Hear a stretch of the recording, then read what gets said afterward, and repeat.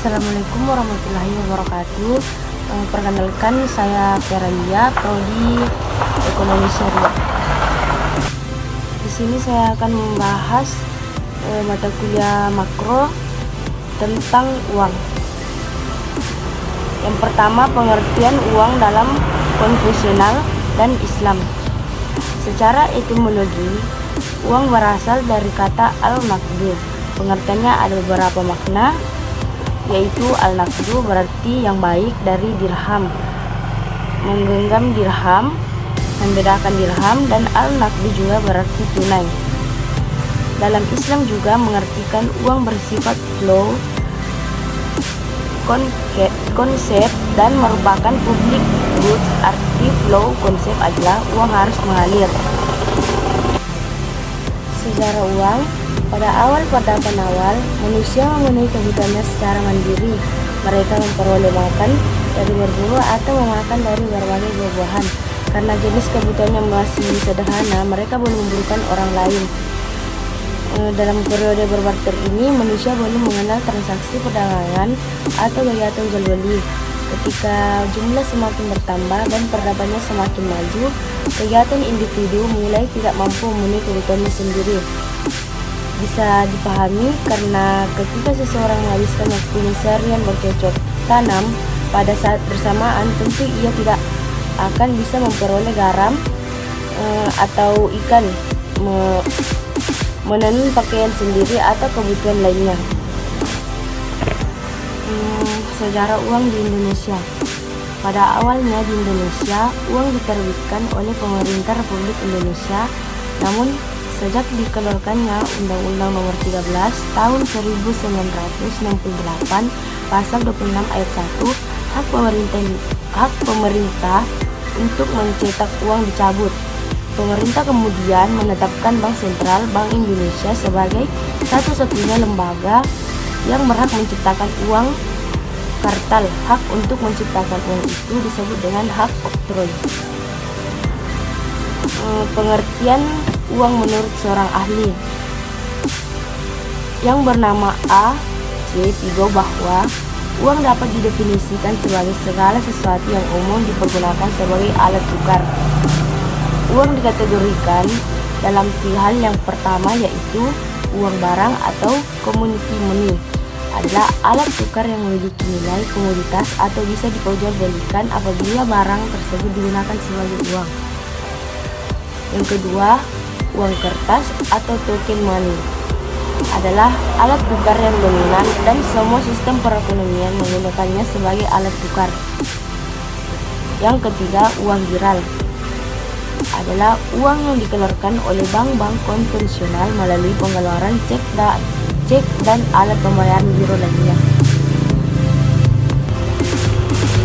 Kriteria dan fungsi uang dalam Islam. Yang pertama, nilainya tidak mengalami perubahan dari waktu ke waktu. Yang kedua, mudah dibawa kemana-mana. Yang ketiga, mudah disimpan tanpa mengurangi nilainya. Yang keempat, tahan lama. Yang kelima, jumlahnya terbatas atau tidak terlebih-lebihan. Dan yang keenam, bendanya mempunyai mutu yang sama. Fungsi uang dalam Islam. Yang pertama, uang sebagai alat tukar. Yang kedua, uang sebagai satuan hitung atau satuan nilai. Yang ketiga, alat penyimpanan nilai. Dan yang terakhir, standar pembayaran di masa depan. Fungsi uang secara umum. Secara umum, uang memiliki fungsi sebagai perantara untuk pertukaran barang dengan barang, juga untuk menghindarkan perdagangan dengan cara barter. Secara lebih rinci, fungsi uang dibedakan menjadi dua, yaitu fungsi asli dan fungsi turunan. Fungsi uang secara umum.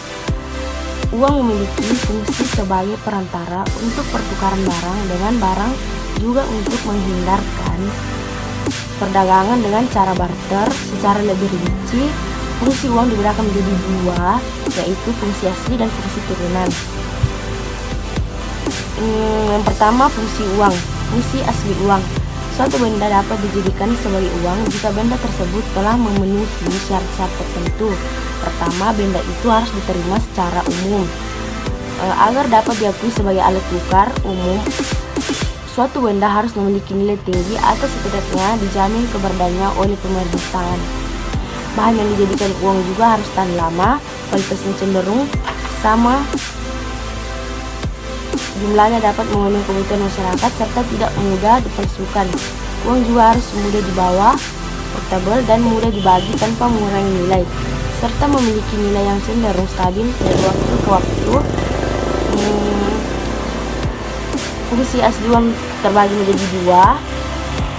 Yang pertama sebagai alat tukar atau medium of exchange, yang dapat mempermudah pertukaran. Orang yang akan melakukan pertukaran tidak perlu menukarkan dengan barang, tetapi cukup menggunakan uang sebagai alat tukar untuk menunjukkan nilai berbagai macam barang atau jasa yang diperjualbelikan, menunjukkan misalnya kekayaan dan menghitung besar kecilnya pinjaman. Uang juga dipakai untuk menentukan harga barang atau jasa. Alat penunjuk harga sebagai alat satuan hitung, uang juga berperan untuk memperlancar pertukaran. C sebagai alat penyimpanan nilai, karena dapat digunakan untuk mengalihkan daya beli dari masa sekarang ke masa mendatang. Ketika seorang penjual saat ini menerima sejumlah uang sebagai pembayaran atas barang dan jasa yang dijualnya, maka ia dapat menyimpan uang tersebut untuk digunakan membeli barang dan jasa pada masa mendatang. Kesimpulan tentang uang yaitu suatu benda yang diterima secara umum oleh masyarakat untuk mengukur nilai, menukar, dan melakukan pembayaran atas pembelian barang dan jasa, serta pada waktu yang bersamaan bertindak sebagai alat penimbun kekayaan. Wassalamualaikum warahmatullahi wabarakatuh.